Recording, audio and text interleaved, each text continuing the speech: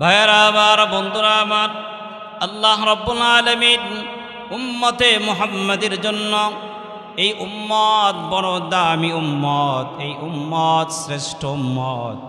শ্রেষ্ঠ উম্মতের জন্য আল্লাহ রাব্বুল আলামিন আসমান থেকে শ্রেষ্ঠ দামি এক রাতের ব্যবস্থা করেছেন। রাসূল আকরাম সাল্লাল্লাহু আলাইহি ওয়াসাল্লাম সাহাবাদের সামনে লাইলাতুল কদর সম্পর্কে আলোচনা করতেছিলেন যে এটি এমন একটি রাত, আমি মুহাম্মাদের উম্মত ছাড়া অন্য কোনো উম্মতের উপরে লাইলাতুল কদরকে নাযিল করা হয় নাই। লাইলাতুল কদর নামে কোনো রাত উপহার দেওয়া হয় নাই। আল্লাহ নবী সাল্লাল্লাহু আলাইহি ওয়াসাল্লাম সাহাবাদের সামনে পূর্বের জমানার নবী এবং নবীদের উম্মতদের বিভিন্ন আমলের প্রশংসা করতেছিলেন। হযরত জাকারিয়া আলাইহিস সালাতু ওয়াস সালাম, হযরত আইয়ুব আলাইহিস সালাম, হযরত হিজকিল আলাইহিস সালাম, হযরত ইউসা আলাইহিস সালাতু ওয়াস সালাম, চার নবীর কথা আল্লাহ নবী আলোচনা করেন যে এই চারজন নবী একসাথে যার যার জমানায় ৮০টি বৎসর লাগাতার আল্লাহ তাআলার ইবাদত করেছেন। এই ঘটনা বলার পরে আল্লাহর পয়গম্বর বলেন, বনি ইসরাইলের একজন সাধারণ লোক ছিল, যে লোক ১০০০ বছর শুধুমাত্র জিহাদেই সময় কাটিয়েছেন। তার জীবনের ১০০০ বছর সে জিহাদে আল্লাহর রাস্তায় সময় ব্যয় করেছেন। যখন আল্লাহর পয়গম্বর এই জাতীয় ফাজাইলগুলো বয়ান করতেছিলেন, সাহাবায়ে কেরাম রাদিয়াল্লাহু তাআলা আনহুমরা পেরেশান হয়ে গেলেন, চিন্তায় বিমূঢ় হয়ে গেলেন। তাহলে আমরা ১০০০ বছর বাঁচব না, আর তাদের মতো এত নেকি অর্জন করতেও পারবো না। তাহলে আমরা তাদের তুলনায় হায়াতেও দুর্বল, আমলেও দুর্বল, জান্নাতে যাওয়ার ব্যাপারেও তাদের কাছে আমরা দুর্বল হয়ে যাব। আল্লাহর পয়গম্বর সাল্লাল্লাহু আলাইহি ওয়াসাল্লাম দেখলেন সাহাবাদের মধ্যে একটা হতাশা কাজ করছে। নবী আলাইহিস সালাতু ওয়াস সালাম বয়ানের পরে সাহাবাদের চেহারার দিকে তাকিয়ে দেখলেন সাহাবারা মন ক্ষুণ্ণ হয়ে গেল। আল্লাহ রাব্বুল আলামিন বুঝতে পারলেন নবীর উম্মত সাহাবায়ে কেরাম এই ব্যাপারটা, কথাটা, ইতিহাসটা শুনে তারাও চিন্তায় পড়ে গেলেন। ওই মুহূর্তে আল্লাহ রাব্বুল আলামিন সূরাতুল কদর নাজিল করে মুহাম্মদ সাল্লাল্লাহু আলাইহি ওয়াসাল্লাম এবং তার উম্মতগণকে আল্লাহ তাআলা সান্ত্বনার ব্যবস্থা করে দিলেন। সুবহানাল্লাহ বলেন না। আল্লাহ রাব্বুল আলামিন বলেন, ইন্না আনজালনাহু ফি লাইলাতিল কদর। আল্লাহ বলেন, ওগো নবী, আপনি যেই বয়ান করেছেন আপনার উম্মতদের সামনে পূর্বের নবীদের কাহিনী, এতে করে আপনার উম্মতরা মন ক্ষুণ্ণ হয়েছে, আপনার উম্মতরা হতাশার ভিতরে পড়ে গেছে। তাদের হায়াত কম, তাদের আমল কম, তারা কিভাবে প্রতিযোগিতায় ওই উম্মতদের কাছাকাছি যাবে। না না না, আমি আপনার উম্মতদের জন্য এমন একটা রাত দিয়েছি যেই রাতের মর্তবা, যেই রাতের ফজিলত অনেক অনেক বেশি। আর একটা কথা মনে রাখবেন, এই রাত আপনার উম্মত ছাড়া অন্য কোনো উম্মতকে পুরস্কার দেওয়া হয় না। তাহলে বোঝা গেল লাইলাতুল কদর শুধুমাত্র উম্মতে মুহাম্মাদির জন্যই আল্লাহ তাআলা স্পেশাল একটা উপহার দিয়েছেন, যেটা অন্য কোনো নবীর উম্মতের জন্য ছিল না। আলহামদুলিল্লাহ বলেন না। আল্লাহ তাআলা বলেন, নবী লাইলাতুল কদরের মর্যাদা কি, ফজিলত কি? লাইলাতুল কদরের ফজিলত অনেক, তার মধ্যে একটা ফজিলত আমি এই সূরা কদরের মধ্যে বয়ান করে দিলাম। সেটি হলো লাইলাতুল কদরে এই রাতের মধ্যে আমার পবিত্র গ্রন্থ আল কোরআন, এই কোরআন আমি এই রাতেই অবতীর্ণ করেছি। তাহলে প্রশ্ন হয়, কোরআন এর আগে কোথায় ছিল? তাফসীরের কিতাবে আসছে, তাফসীরে মাজাহারি রুহুল মানির মধ্যে আসছে, এই কোরআন আল্লাহ তাআলা লাইলাতুল কদরের আগে লৌহে মাহফুজের মধ্যে সীমাবদ্ধ করে রেখেছেন। এখন আরেকটি প্রশ্ন জাগে, লৌহে মাহফুজ কাকে বলে? লৌহে মাহফুজ বলা হয় একটা সংরক্ষিত ফলককে। দ্বিতীয় প্রশ্ন জাগে, তাহলে এই সংরক্ষিত ফলকটা কোথায় আছে? প্রশ্নের জবাব হলো, এই সংরক্ষিত ফলকটা আছে 7 আসমানের উপরে একটি নির্দিষ্ট জায়গায়। আবার প্রশ্ন হয়, তাহলে লৌহে মাহফুজের মধ্যে কি কি লিপিবদ্ধ করা আছে? প্রশ্নের জবাব হলো, লৌহে মাহফুজের মধ্যে পৃথিবীর আদি থেকে নিয়ে অন্ত পর্যন্ত যা কিছু ঘটেছে, যা কিছু ঘটছে, যা কিছু ঘটবে, সব কিছু এই লৌহে মাহফুজের মধ্যে আল্লাহ তাআলা লিপিবদ্ধ করে রেখেছে। এমন একটি নাম প্লট যেখানে পৃথিবীর সূচনা লগ্ন থেকে কি হয়েছে, কি হচ্ছে, কি হবে, সব কিছু আল্লাহ তাআলা সুন্দর করে সাজিয়ে সাজিয়ে রেখেছেন। একটা জিনিসকেও বাদ রাখেন নাই, একটা জিনিসকেও ছেড়ে দেন নাই, একটা বিষয়কেও ছেড়ে দেন নাই। ভাইয়েরা আমার, বন্ধুরা আমার, তাফসীরের কিতাবে আসছে ওই লৌহে মাহফুজ থেকে আল্লাহ তাআলার কোরআন এই লাইলাতুল কদরে পৃথিবীর প্রথম আসমানে একসাথে আল্লাহ তাআলা নাজিল করেছেন, অবতীর্ণ করেছেন। এরপরে আল্লাহ রাব্বুল আলামিন আপনার আমার নবীর 23 বছর নবুয়তি জিন্দেগিতে যখন যেখানে যে সময় যেই আয়াতের প্রয়োজন ছিল, যেই বিধানের প্রয়োজন ছিল, আল্লাহ রাব্বুল আলামিন ওই সময় ওই আয়াত ওই বিধান বাস্তবায়ন করার জন্য প্রথম আসমান থেকে জিবরাইল আমিনের মাধ্যমে নবী আলাইহিস সালাতু ওয়াস সালামের কাছে পৌঁছে দিতেন। কোরআনের এক আয়াত অন্য আয়াতের ব্যাখ্যা, কোরআনের এক আয়াত অন্য আয়াতের বিশ্লেষণ আমরা গত জুমায় জেনেছিলাম। কোরআন হাকিমের 2 নং পারা 7 নং পৃষ্ঠা সূরা বাকারার মধ্যে আল্লাহ তাআলা এই রমাদান মাসকে কোরআনের মাস ঘোষণা করেছেন। শাহরু রমাদানাল্লাযী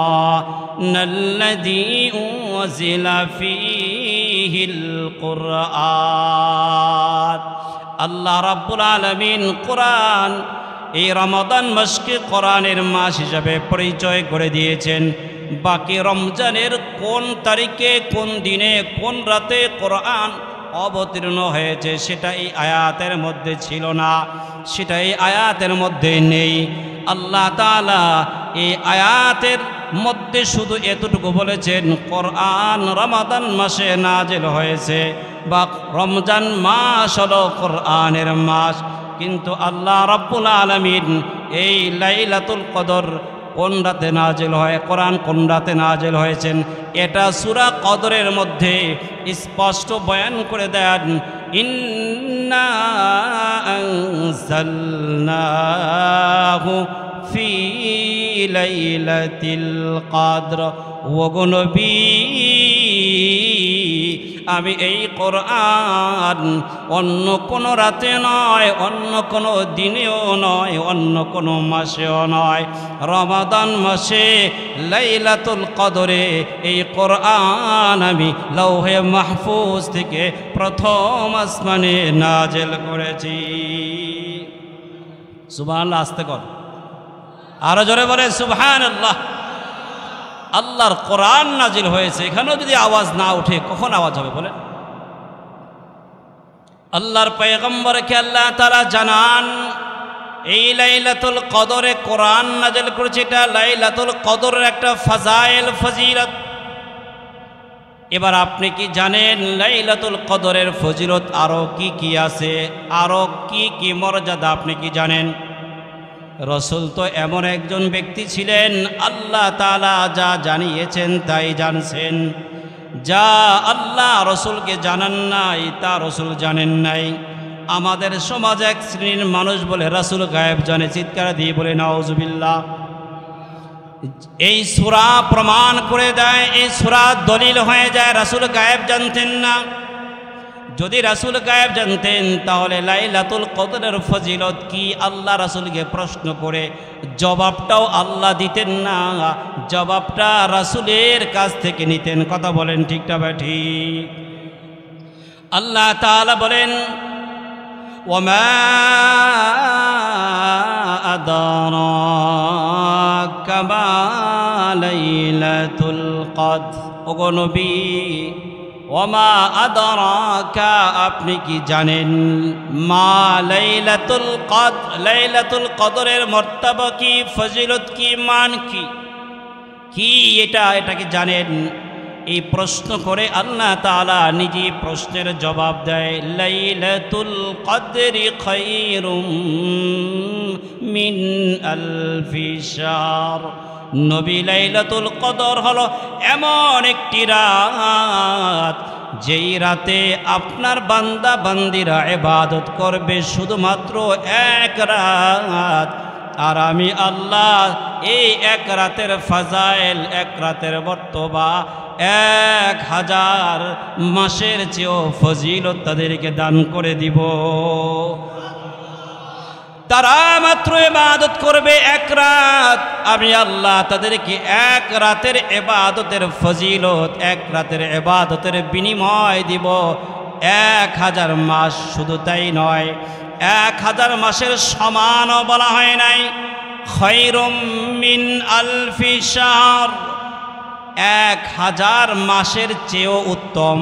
মানে হলো 1000 মাসে ইবাদত করলে যেই পরিমাণ সওয়াব, এক রাত্রের ইবাদত তার থেকে আরো বেশি সওয়াব হবে।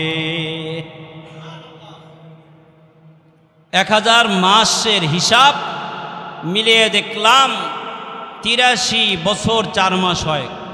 কত বছর? 83 বছর। মদের সব আওয়াজ আর একটু হালকা বাড়ান।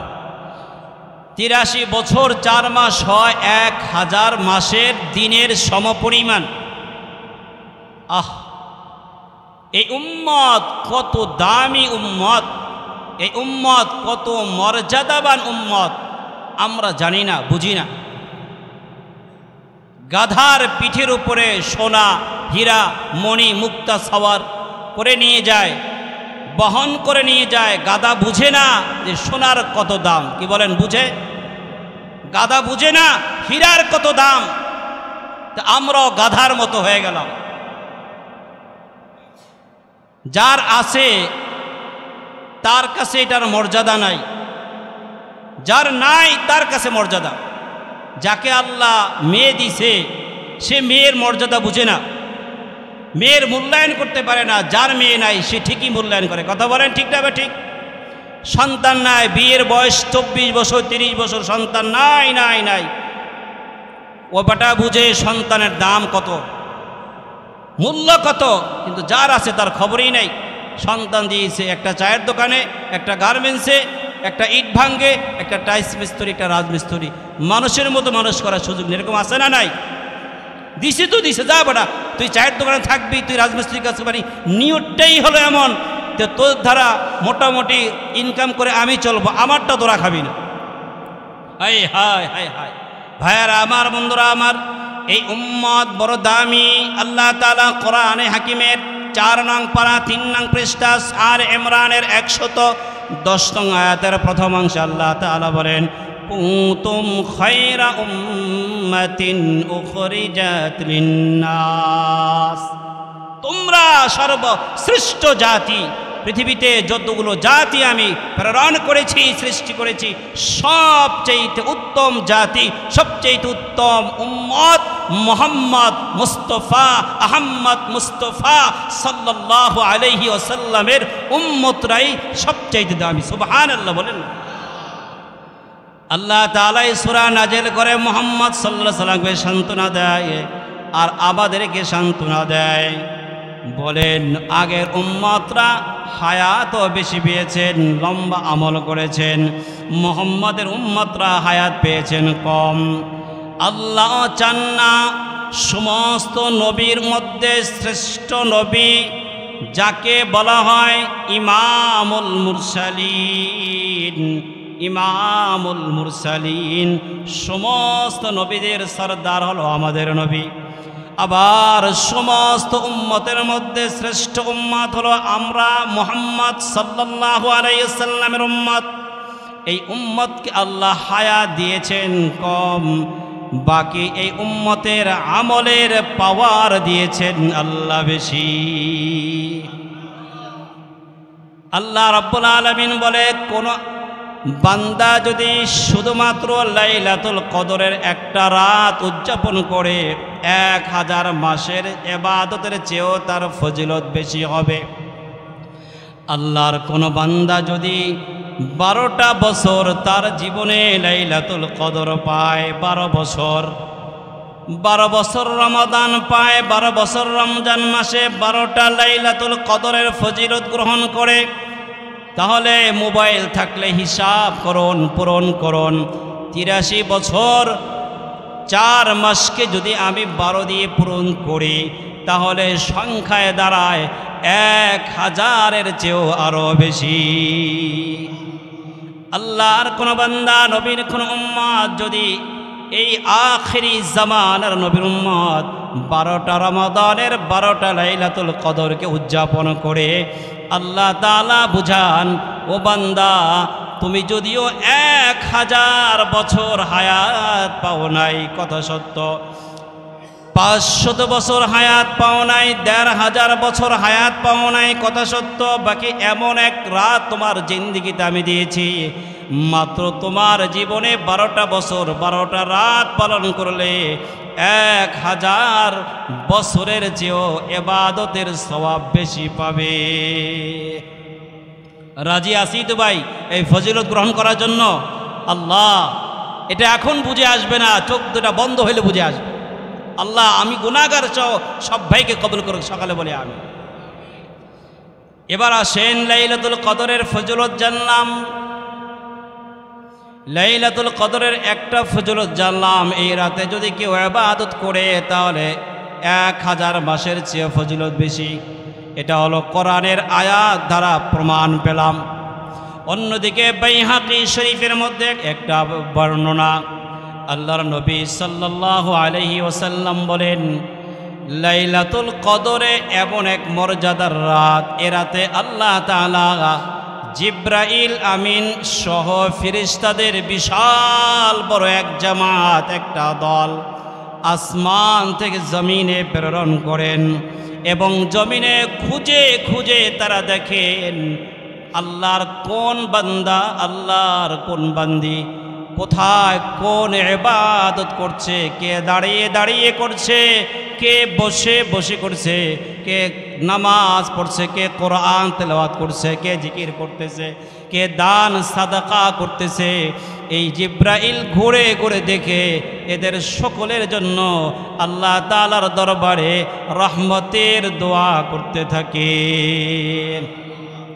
হাদিস শরীফে আছে, ইদা কানা লাইলাতুল কদরি, যখন লাইলাতুল কদর হয়, নাযালা জিবরাইল আলাইহিস সালাতু ওয়াস সালাম, পৃথিবীর জমিনে জিব্রাইল নেমে আসেন, অবতরণ করেন।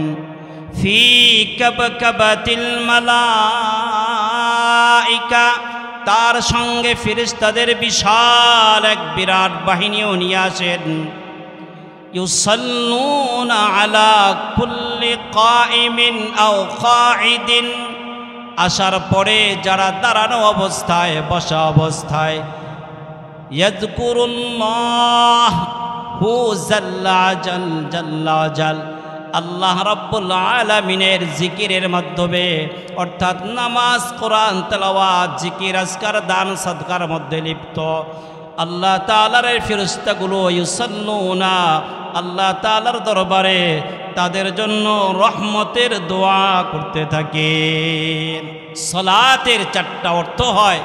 আল্লাহ তাআলার দিকে ফিরাইলে এক অর্থ, নবীর দিকে ফিরাইলে এক অর্থ, ফিরিস্তাদেরকে ফিরাইলে এক অর্থ, বান্দার দিকে ফিরাইলে আর এক অর্থ। এটা ওলামায়ে কেরাম ভালো বুঝবেন। এখানে সাল্লুনা ফিরিস্তাদের দিকে সালাতকে নির্দেশ করা হয়েছে, ফিরানো হয়েছে। এখানে অর্থ দাঁড়াবে দোয়া। কি দাঁড়াবে? দোয়া। ফিরিস্তারা এই বান্দাদের জন্য আল্লাহ তাআলার কাছে রহমতের দোয়া করে যতক্ষণ তারা এই রাতে আল্লাহ তাআলার ইবাদত করতে থাকে। ব্যবসায়ী ভাইয়েরা, আপনাদের পায়ে হাত দিয়ে বলি, সিজন তো থাকবে, আপনার জীবন কিন্তু সারা জীবন থাকবে না।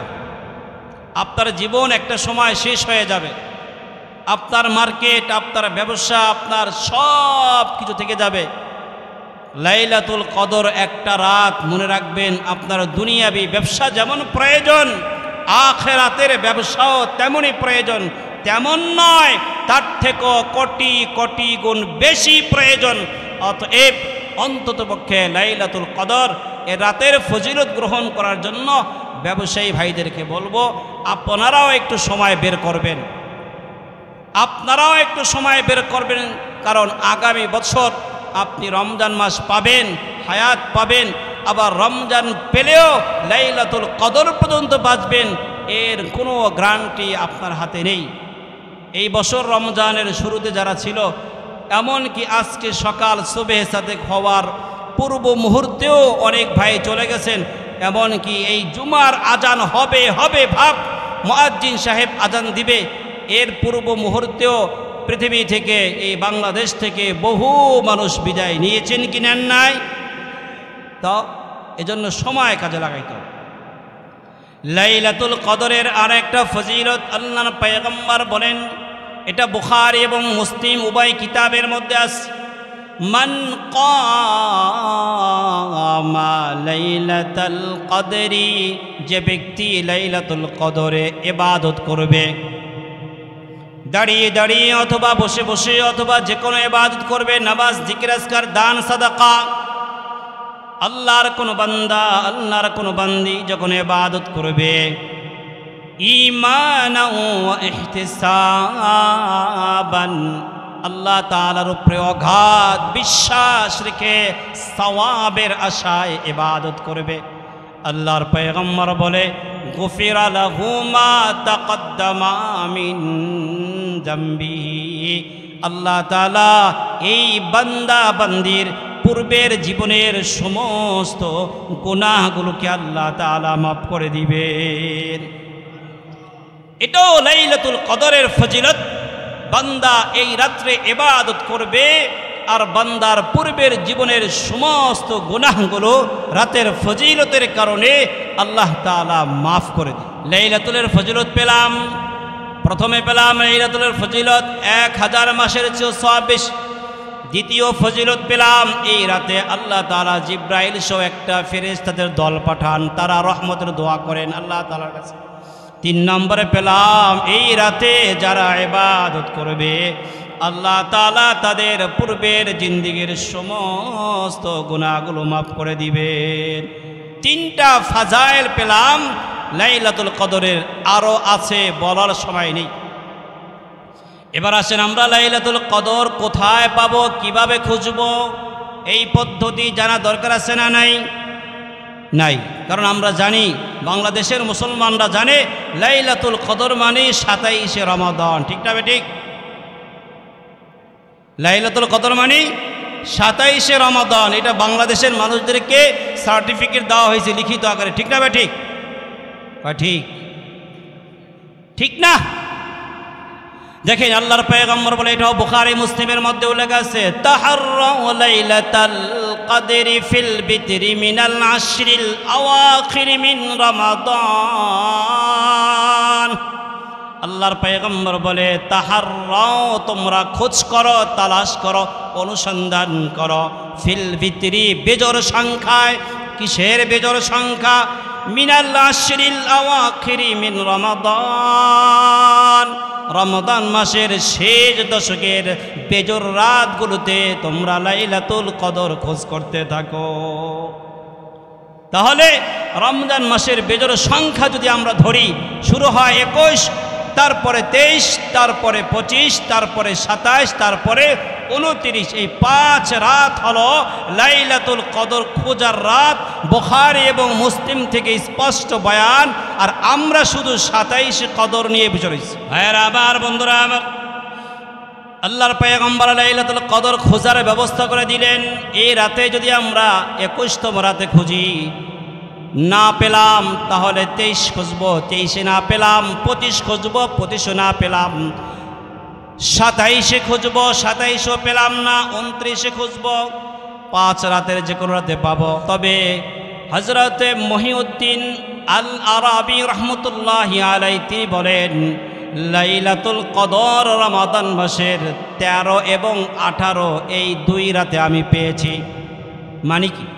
মানে হলো লাইলাতুল কদরের যে আলামতগুলো আছে, যে সিমটমগুলো আছে, যে নিদর্শনগুলো আছে,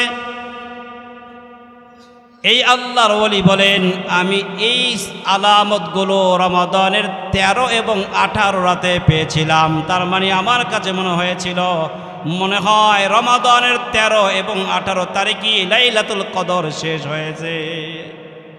ইমামে শাফি রহমতুল্লাহি আলাইহির জীবনীতে পাওয়া যায়, তিনি বলেন লাইলাতুল কদর আমি রমাদানের 21তম রাতে পেয়েছিলাম।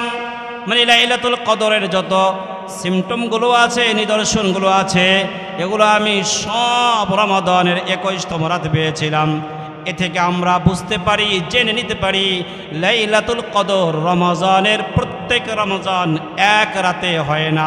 কখনো 21 হয়, কখনো 23 হয়, কখনো 25 হয়, কখনো 27 হয়, কখনো 29 হয়। কথা বলেন ঠিক না বেটি? এক রাতে নয়।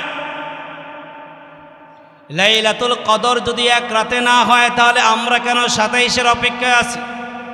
বাংলাদেশের অধিকাংশ মসজিদে খতম তারাবি খতম হয় 27 রাত, ঠিক না? ঠিক, তারাবিও শেষ হয় 27 রাত। আগে করলে অসুবিধা কি, পরে করলে অসুবিধা কি?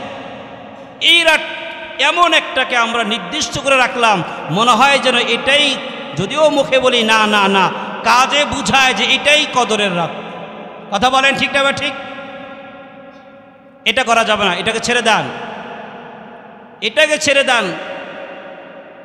5 রাতে খুঁজেন, পারলে রমজানের শুরু থেকে খোঁজা শুরু করেন, কারণ কোন সময় যে চলে যায় এটা তো বলা যায় না।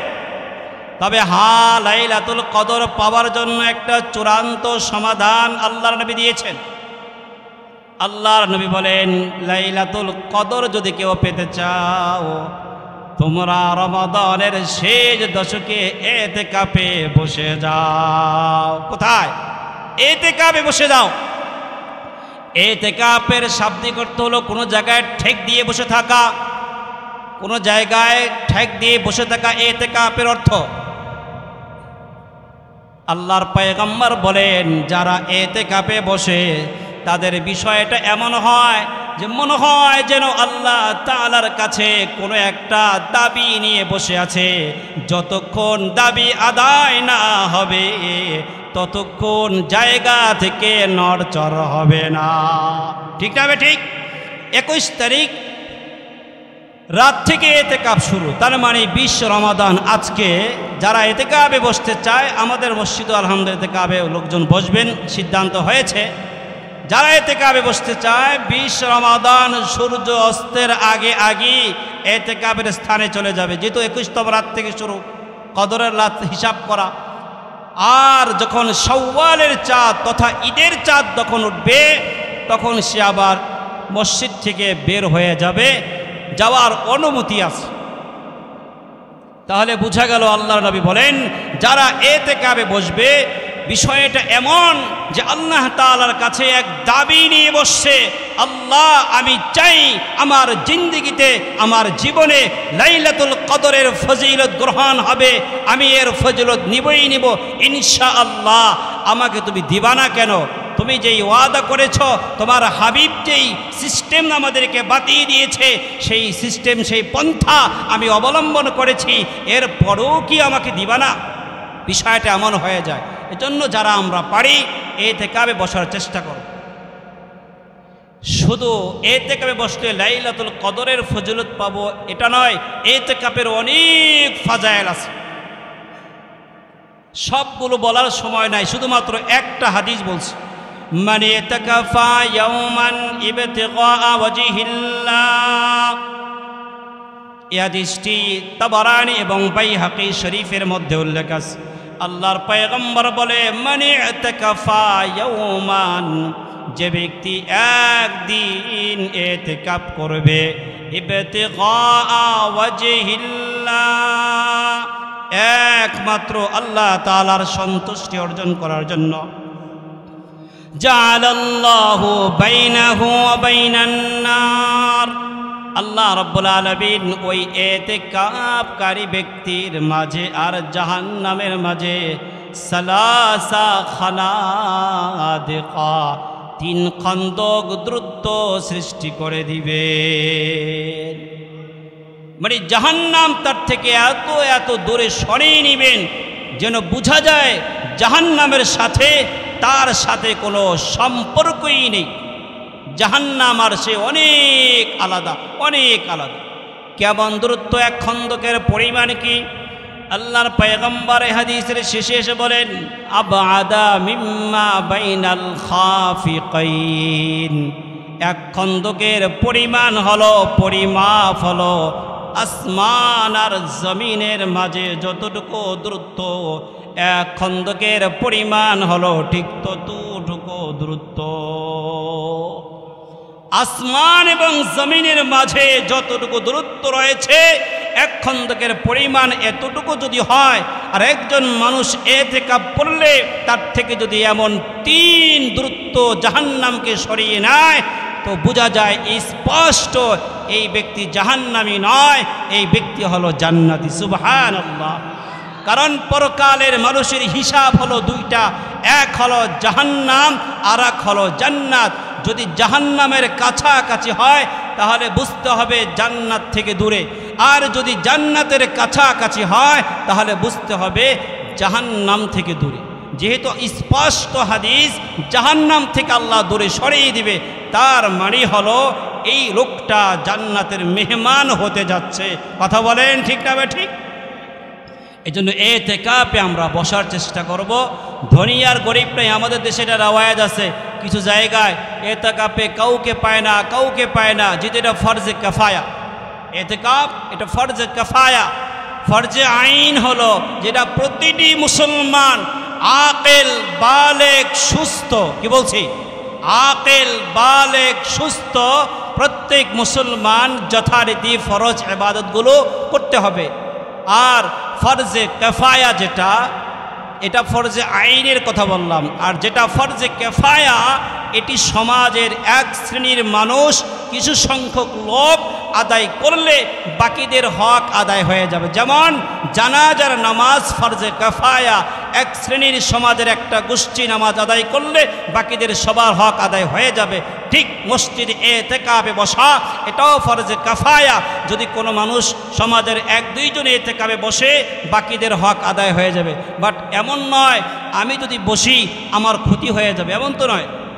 এজন্য করে কি বিভিন্ন মসজিদে একজনকে বসায়া দেয়, তারা কিছু টাকা পয়সা দেয়, কিছু জামা কাপড় দেয়, কিছু খোরাকি দেয়, বাস মনে করে শেষ। এটা করা না, মনে রাখতে হবে আমরা সবাই বসবো। পারবো না ইনশাআল্লাহ ভাই? আল্লাহ তাআলা বুঝার আমল করা তৌফিক দান করেন। সদকায়ে ফিতির যারা আদায় করবেন, খেয়াল করেন মাসআলা, সদকায়ে ফিতির আমরা অনেকে এখনই আদায় করতেছি। আসলে মূলত সদকায়ে ফিতির যেটা, এটা আদায় হয় ঈদের দিন সুবহে সাদিকের পরে। যদি কোনো ব্যক্তির কাছে জাকাত পরিমাণ সম্পদ অর্থাৎ নিসাব পরিমাণ মাল থাকে, তার উপরে সদকায়ে ফিতির ওয়াজিব। দেওয়ার সময় হলো ঈদের নামাজের জামাতের আগে আগে দেওয়া হলো উত্তম। হ্যাঁ, যদি কেউ ঈদের নামাজের জামাতের আগে দিতে না পারে, পরে দিলেও আদায় হবে, সওয়াব কম পাবে। আবার কেউ যদি রমাদান মাসের মধ্যেও দিয়ে দেয় তাও দিতে পারবে, জায়েজ আছে, কোনো অসুবিধা নাই।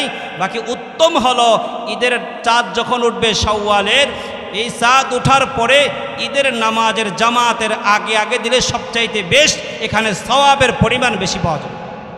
এখানে 2টা হিসাব। একটা হিসাব হলো সর্বনিম্ন মানুষের জন্য, যেটা আটা গম, আমরা যে হিসাবটা করে বর্তমানে ইসলামী ফাউন্ডেশন থেকে আসছে 115 টাকা, এখানেও আমরা বাড়িয়ে দেব, 115 জায়গায় 20, 25, 30, 50 আমরা দিয়ে দেব। আর সর্বোচ্চ আসছে 2805 টাকা।